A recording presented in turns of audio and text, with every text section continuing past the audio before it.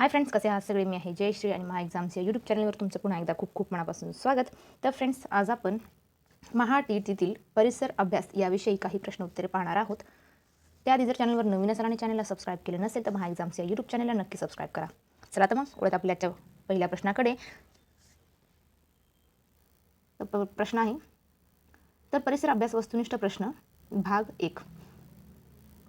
त्यातील पहिला प्रश्न आहे, पाश्चात्य शिक्षण तज्ज्ञ डॅश यांनी व्यक्तीच्या मूलभूत शक्तींचा परमोच्च विकास निसर्गाच्या सानिध्यात होतो असे म्हटले आहे. तर त्या व्यक्तीचे नाव काय आहे? तर ती व्यक्ती होती रुसो. तर पाश्चात्य शिक्षण तज्ज्ञ रुसो यांनी व्यक्तीच्या मूलभूत शक्तींचा परमोच्च विकास निसर्गाच्या सानिध्यात होतो असे म्हटले आहे. पुढचा प्रश्न पाहूया. प्रश्न आहे, निसर्ग सानिध्यात असलेली डॅश ही संस्था 1901 मध्ये कोलकात्याजवळील बोलपूर येथे डॅश यांनी स्थापन केली. तर कोणती संस्था आणि कोणी स्थापन केली? तर त्या प्रश्नाचं उत्तर आहे पर्याय क्रमांक 3, शांतिनिकेतन रवींद्रनाथ टागोर. तर निसर्ग सानिध्यात असलेली शांतिनिकेतन ही संस्था 1901 मध्ये कोलकात्याजवळील बोलपूर येथे रवींद्रनाथ टागोर यांनी स्थापन केली. त्या प्रश्नाचं उत्तर आहे शांतिनिकेतन रवींद्रनाथ टागोर. पुढचा प्रश्न पाहूया. प्रश्न आहे, प्रत्येकाची गरज पूर्ण करण्यास पृथ्वी समर्थ आहे, पण कोणाचीही हाव पूर्ण करण्यास नाही. हे उद्गार कोणाचे आहे? तर 4 पर्याय दिलेले आहेत. त्यातील योग्य उत्तर आहे महात्मा गांधीजी यांचे. तर प्रत्येकाची गरज पूर्ण करण्यास पृथ्वी समर्थ आहे, पण कोणाचीही हाव पूर्ण करण्यास नाही. हे उद्गार महात्मा गांधीजींचे आहे. पुढचा प्रश्न पाहूया. प्रश्न आहे, पर्यावरण व सजीव यांच्यातील आंतरसंबंधाला खालीलपैकी कोणती संज्ञा आहे? तर 4 पर्याय दिलेले आहेत. त्यापैकी योग्य उत्तर आहे पारिस्थितिकी. पर्याय क्रमांक 2, पारिस्थितिकी. तर पर्यावरण व सजीव यांच्यातील आंतरसंबंधाला पारिस्थितिकी ही संज्ञा आहे. पर्याय क्रमांक 2 हे त्याचं योग्य उत्तर असणार आहे. पुढचा प्रश्न पाहूया. प्रश्न आहे, सूर्य, पाणी, हवा ही डॅश नैसर्गिक संपत्ती आहे. 4 पर्याय दिलेले आहेत. उत्तर असणार आहे पर्याय क्रमांक 2, अक्षय. सूर्य, पाणी, हवा ही अक्षय नैसर्गिक संपत्ती, साधन संपत्ती आहे. पुढचा प्रश्न पाहूया. प्रश्न आहे, वनस्पतींमुळे तापमान डॅश राहते. तर वनस्पतींमुळे तापमान हे नियंत्रित राहते. पर्याय क्रमांक 1 हे त्याचे योग्य उत्तर आहे. पुढचा प्रश्न पाहूया. मनुष्यबळास एक प्रकारे नैसर्गिक साधन संपत्तीचा एक घटक म्हणता येईल. हे विधान डॅश आहे.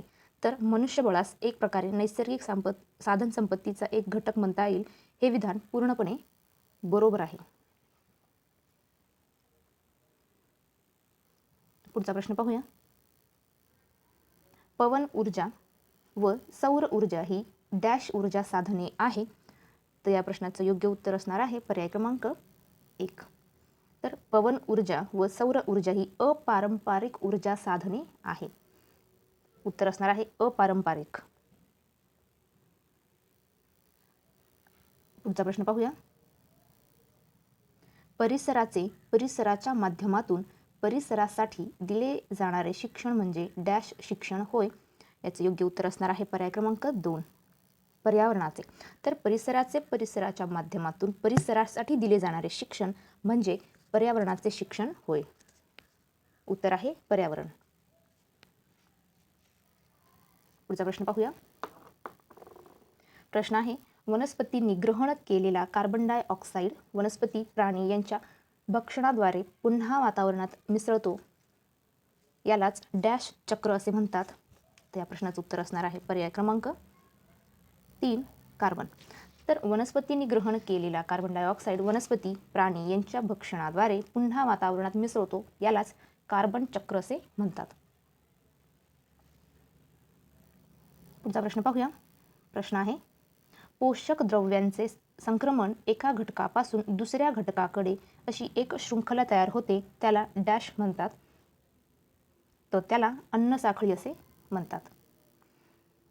तर पोषण द्रव्याचे संक्रमण एका घटकापासून दुसऱ्या घटकाकडे अशी एक शृंखला तयार होते, त्याला अन्नसाखळी असे म्हणतात. पुढचा प्रश्न पाहूया. डॅश हे पर्यावरणाचे वैशिष्ट्य आहे. 4 पर्याय दिलेले आहे. तर उत्तर असणार आहे परस्परावलंबन हे पर्यावरणाचे वैशिष्ट्य आहे. उत्तर आहे परस्परावलंबन.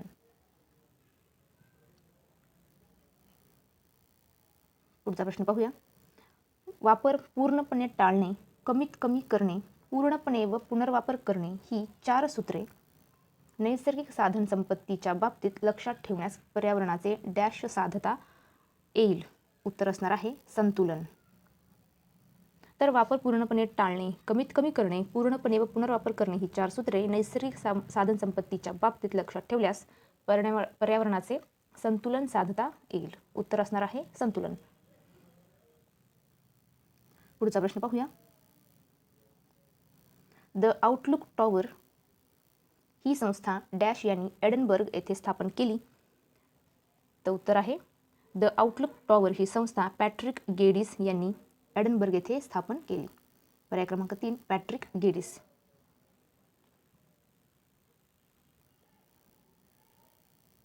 पुढचा प्रश्न पाहूया. खालीलपैकी कोणास निसर्गवादाचे पुरस्कर्ता मानले जाते? उत्तर असणार आहे पर्याय क्रमांक 4 वरीलपैकी सर्व. रुसो, पॅथॉलॉजी, रवींद्रनाथ टागोर. तर निसर्गवादाचे पुरस्कर्ता रुसो, पॅथॉलॉजी, रवींद्रनाथ टागोर यांना मानले जाते.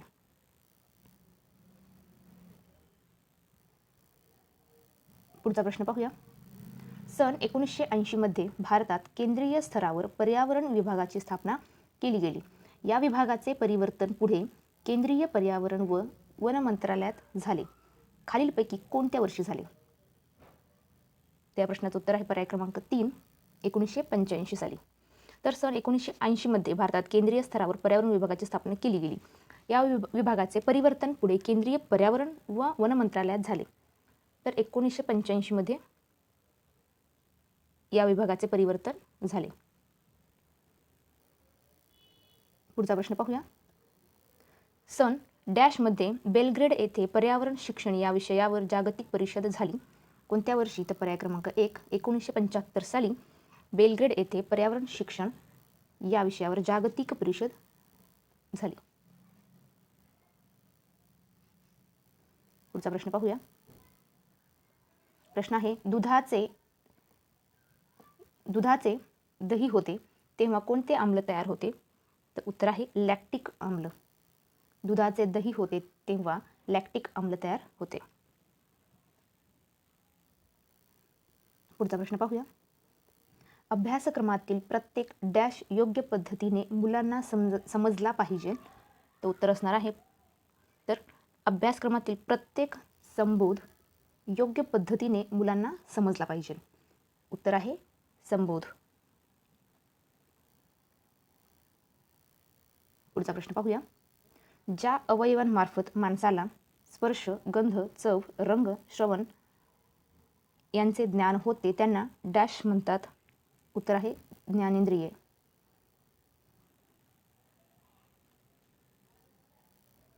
पुढचा प्रश्न पाहूया. इयत्ता पहिली व दुसरीच्या मुलांसाठी डॅश हा खूप चांगला शिक्षक होऊ शकतो.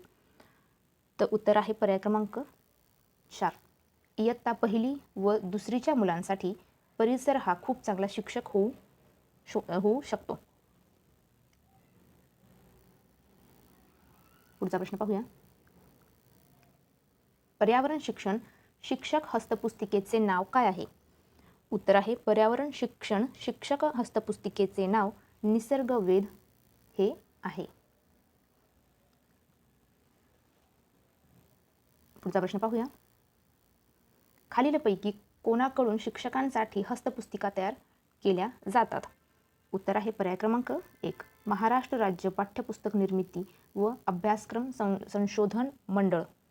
तर या मंडळाकडून शिक्षकांसाठी हस्तपुस्तिका तयार केल्या जातात.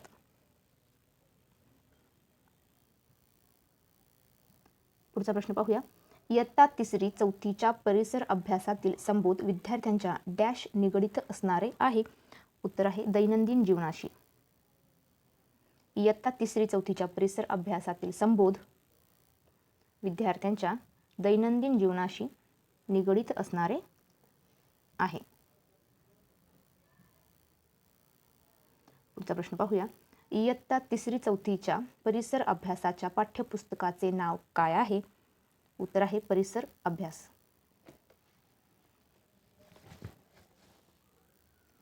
पुढचा प्रश्न पाहूया. परिसर व शिक्षण या विषयाशी निगडीत असलेल्या दी आउटलुक टॉवर या एडनबर्ग स्थित संस्थेचे संस्थापक म्हणून कोणाचा नामनिर्देश करावा लागेल? उत्तर आहे sir Patrick Geddes. Sir Patrick Geddes.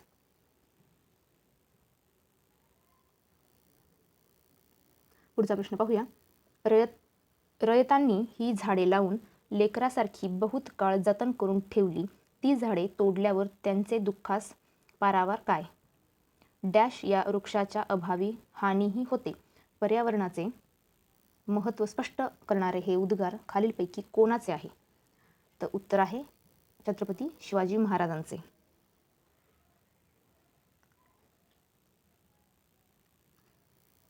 पुढचा प्रश्न पाहूया. देणाऱ्याने देत जावे या कवितेतून निसर्गाची देण्याची वृत्ती मानवानेही जोपासावी हा संदेश देणारे कवी कोण? उत्तर आहे पर्याय क्रमांक 3 विंदा करंदीकर.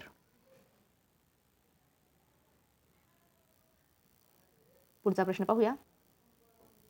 भूगोल विषयाचा अभ्यास डॅश पासून सुरू झाला असावा असे मानले जाते? उत्तर आहे होमर. तर भूगोल विषयाचा अभ्यास होमर पासून सुरू झाला असावा असे मानले जाते. पुढचा प्रश्न पाहूया. जिओग्राफी या शब्दाचा उपयोग डॅश शतकात झाला आहे? उत्तर आहे 3ऱ्या. जिओग्राफी या शब्दाचा उपयोग 3ऱ्या शतकात झाला आहे. तर फ्रेंड्स, तुम्हाला हा आजचा व्हिडिओ कसा वाटला नक्की कमेंट करून कळवा. व्हिडिओ आवडला असेल तर व्हिडिओला लाईक करा, शेअर करा आणि चॅनलवर नवीन असाल आणि चॅनलला सबस्क्राईब केलं नसेल तर प्लीज महा एक्झाम्स या यूट्यूब चॅनलला नक्की सबस्क्राईब करा. चला तर फ्रेंड्स, थांबूया इथेच. भेटू पुढच्या व्हिडिओमध्ये. जय हिंद.